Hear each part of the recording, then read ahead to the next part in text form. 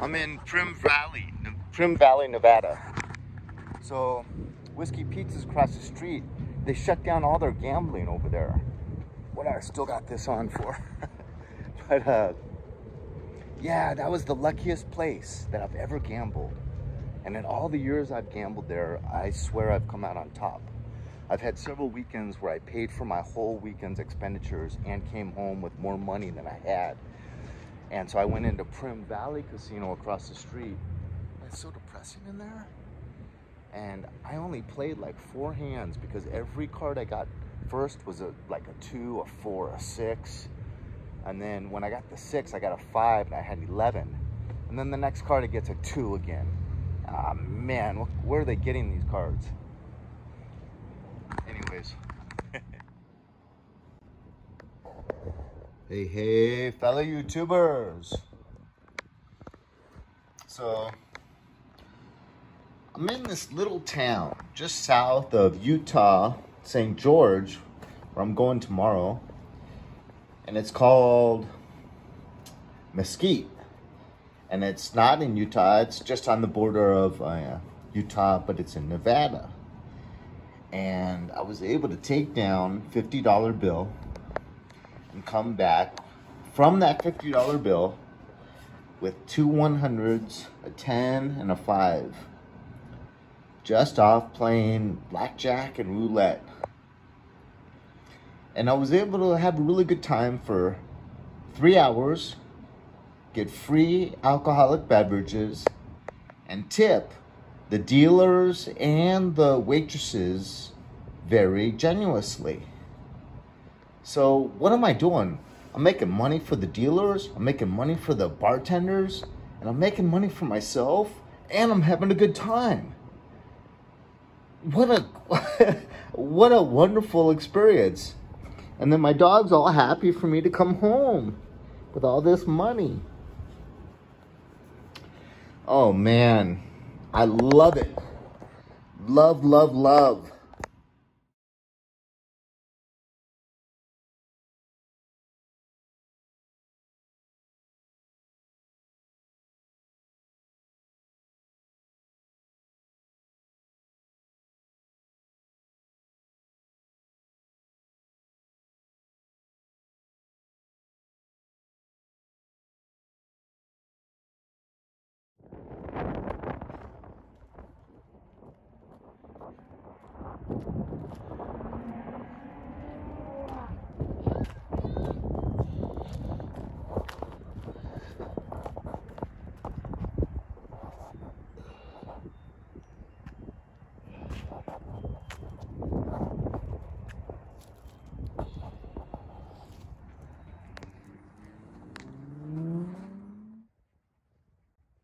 So the sun's falling fast. I'm in Cedar City, got a room, and it's a real cool little town. I love old things. So just all these old houses and all the old storefronts. So I wouldn't mind, even though it's pretty small, wouldn't mind living somewhere like this.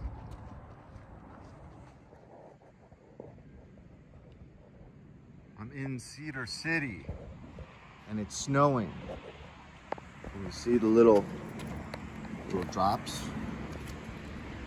You really can't make it out, but there's a little bit of light snow falling. This is a really cool city. It's nice and small. It's right at the exit of Zion National Park. All right, on the road. Got out of Cedar City. Look at that big round dome. It's like, that's weird. It's like a spaceship landed there. Okay, but I see. It's time to get back to St. George to go to church. It's the only Catholic church. It's Sunday morning. It's 9 according to my car, 9:30 according to my car, but it's actually 10:30 because we changed a time zone. Oh man, so It's the only Catholic church. There's one in Vegas and there's one in St. George. There's none in Cedar City. So it's off to St. George. I just love this Utah landscape. It's beautiful. Got these big red mountains everywhere. And then the snow-covered mountaintops contrast with the beautiful reds of the mountain. It's pretty nice. My goodness. St. George is only like 43 minutes away from Cedar City, and the temperature is like probably 30 degrees difference. It was 30 degrees when I woke up this morning up there. So, but here is the Catholic Church, the one I was coming to in St. George. It looks old, but it's not. It's only 10 years old. And I'm looking forward to getting inside because I stopped by on the way up and I couldn't get in. There was no way to get in. And I even went and asked for help and they were like, oh yeah, you can get in. You gotta try the doors on the other side. I was like, well, I think I tried those doors. So I walked around the whole thing twice, trying every single door. There was no way in. So it's a pretty cool church though. And then over here, we have Our Lady of Fatima praying right there with the 3 little children. I have a bag. It's a good looking church. So here is Our Lady of Fatima with the 3 children. And then you have other neat little statues over here. Like you have this statue of Mary in like a grotto. Those always look nice. Beautiful. I'm not sure who that guy is.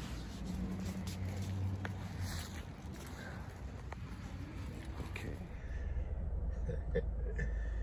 I just got out of church and it's hilarious because the priest was an exact double of Senator Ted Cruz, not only in appearance, but the beard and the voice, the mannerisms, everything. I never thought I would go to Holy Mass that was led by Senator Ted Cruz.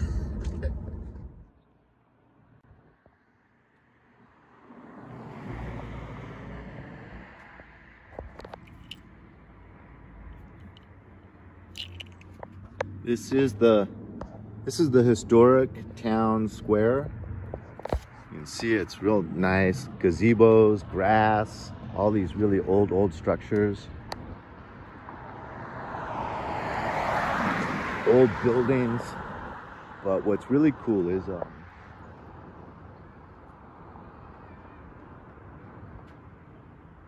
there is a lot of Catholic people here. But look at this. Look at that old place back there. So I'm gonna get the dog out and just walk around. Hope everyone's doing well.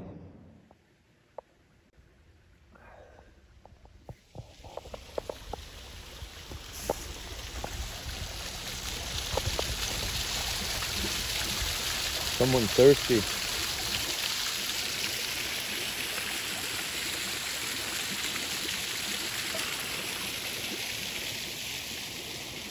This is across the street from the little square, but this is all original old like homesteading buildings. Nice little area. It's Sunday morning, like 11 or almost 12. You think some people would be out here? Kind of like a ghost town. Okay, so I'm in this really cool old historic part of town of St. George.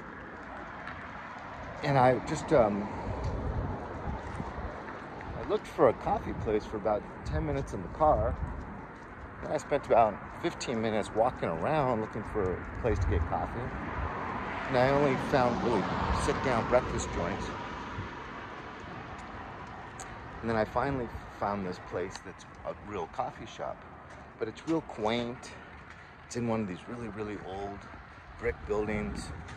It's really nice and cute inside. So I go inside, thinking, oh, they'll gouge me quite a bit. And then I see this Irish coffee. So I'm like, I'm half Irish. I could use a little caffeine and alcohol together. So I order that, and she says, well, I can't sell you that unless you get some food. I said, well, what's the cheapest thing I can buy with a bunch of protein in it? She said, this little protein bite, they're called, little like a donut hole. And so she rings me up, $17.50, sir. Excuse me? She said, yeah, the Irish coffee is $14.50 and the protein bite is $2.50. And I'm like, I'm so sorry. I'm gonna hit the street now. Have a nice day. I didn't even want to ask what their coffee might be like. If they feel okay, I mean, it was a small drink. It was like 6 ounces. So if they're gonna charge $14.50 for a $16, I mean, for 6 ounces of this drink. So what's that? $14.50. 6 into $14.50. 3 times 6 equals 18. 2 times 6 equals 12. So it's about $2.50 for every single sip you're gonna have. Okay, I'm just complaining now, but I think this place is kind of expensive.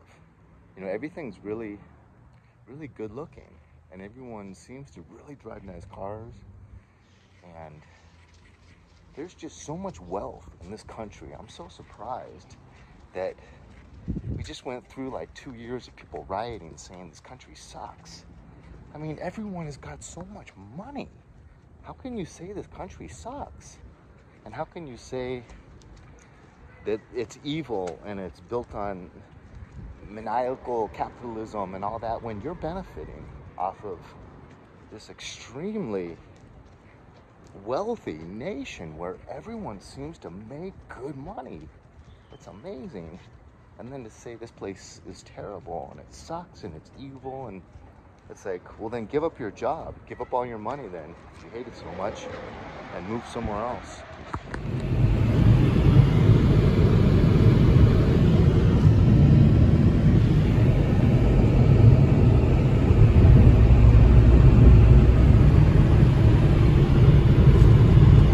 This is very reminiscent of Grand Canyon. Really gorgeous. This is the Virgin River Gorge, and it gets really a real big gorge up ahead. A couple minutes. I'll stop now and show that to you. It's really a sight to see. Okay, so now we're entering the biggest part of the gorge. I'll roll the windows down.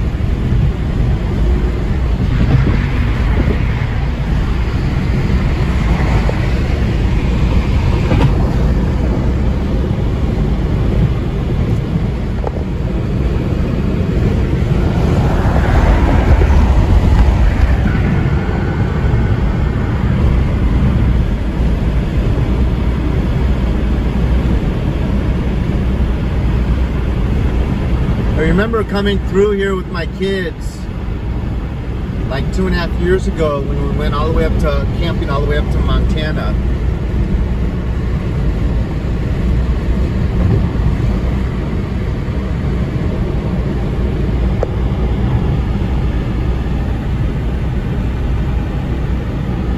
There's the Virgin River right there.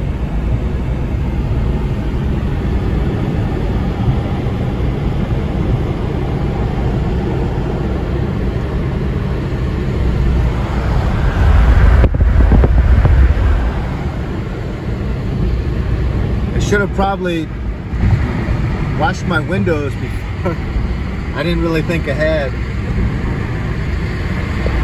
That was cool though. I really enjoyed driving through there.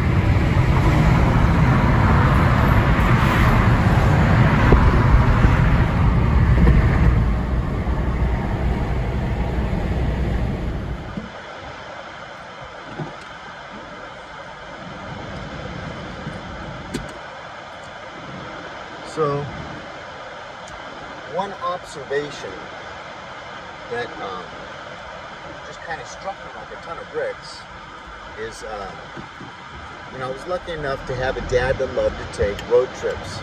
So as a family, we would do that. Oh shoot, going the wrong way. We would take road trips, and one of the things I loved seeing the most was obviously the countryside. But also just seeing the cattle, you know, grazing along the hillsides as you drive on the interstate. But, I mean, I did over like 10 hours of driving in one direction, just straight into the heartland of the country. I mean, literally traveled like a third of the country, and didn't see one cattle the whole time. Because what first got me thinking about this was I saw a big statue of a bison. And I'm like, you know, it just makes America landscape look so good when you see a herd of buffalo. And I love the taste of the meat. To me, it's like beef, but a little bit more tender and a lot more sweeter. It has like a natural sweetness to it. So I love buffalo. And we have enough where we can start a breeding program and really, you know, get more farmers and ranchers to change off of cattle and go with bison. That being said, our public administration is trying to kill the beef industry, and just about anyone that, really just about anyone that's being independent with running businesses and owning businesses and being capitalists. So it's really kind of lame because all the way out there, I didn't see one head of cattle. That's like 10 hours of driving through America, and I didn't see one cattle. Now, granted, most of it's through the desert, which, you know, wouldn't be the best area to raise cattle. There's not enough for them to eat, and they can get dehydrated very easily. But the last whole hour and a half, I'm driving through perfect cattle country, and to not see one cattle, so that's 3 hours, because I drove there and then drove back that hour and a half, not to see one cattle. So the scary thing is we're making it so that almost all of our food, not just beef, but almost all of our food is being farmed and raised in other countries. And that's the way our administration wants it. And yet, it's really stupid, because then they control you, and they can start putting heavy tariffs on your food and really start, you know, just making it so difficult and so expensive. Because once they got you, and it would take so much to go back against that and to reverse what has been done. So I think we really need to help support our farmers, and more specifically our ranchers that raise beef. And I think we should be promoting more buffalo. That's my 2 cents.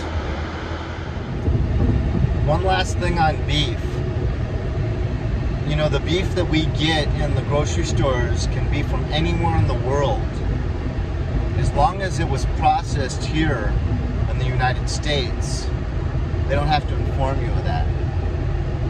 And so a lot of this beef is coming from parts of the world that have very, very subpar ways of raising the beef. And so you're getting a lower grade of beef that might have who knows in it, and they don't have to notify us, because as long as it's processed here, they call it, you know, grade A American beef or whatever. So that's something else to consider. We got a lot of things going on in this country, and of course mainstream media is not going to inform us of it because they're in cahoots. There she is, everybody. Las Vegas, coming in from the east.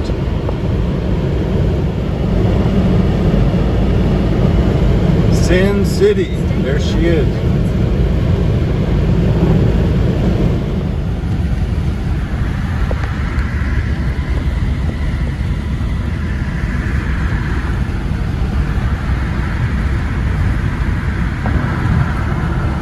Oh, I stand corrected about a Catholic church being in Cedar City. There is one. So my phone stands corrected.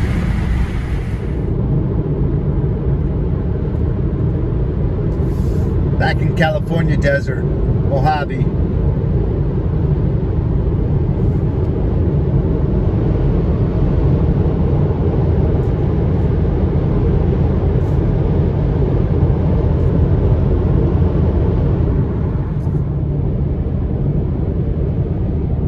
Check out this concept.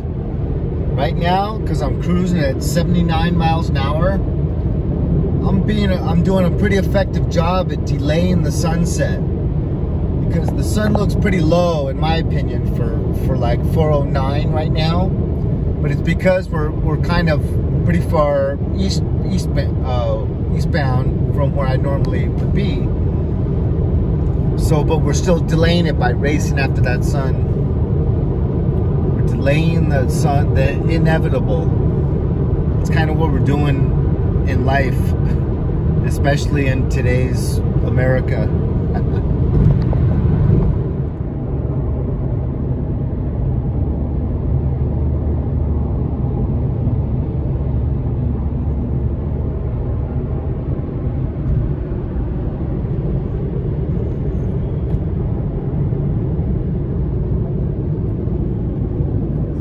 Chasing the sunset. Mojave. The land of American Indian for hundreds and hundreds of years. Well, it appears I'm losing ground. That sun's gonna set. I'm driving as fast as I can. Trying to catch it. Sunsets in the desert are the best.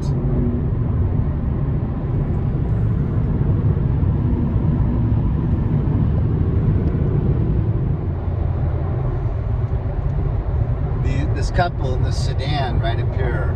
No, not sedan, more of an SUV. They're both wearing their masks.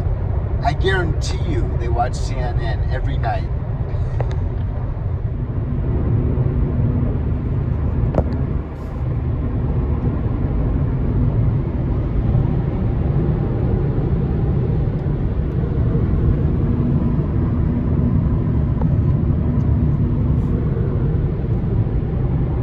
I have to admit defeat. I was not able to drive fast enough to create a perpetual sunset. It reminds me of that old 50s movie, that surfing movie that was remade in like the late 80s. Endless Summer. You could actually do that. You could travel the whole world just surfing different spots that was their summertime. If you could fly a plane really fast, you could really slow down a sunset. You You can make one sunset last quite a long time.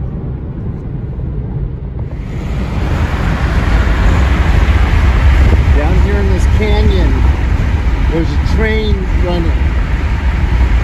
Oh man, I just missed it.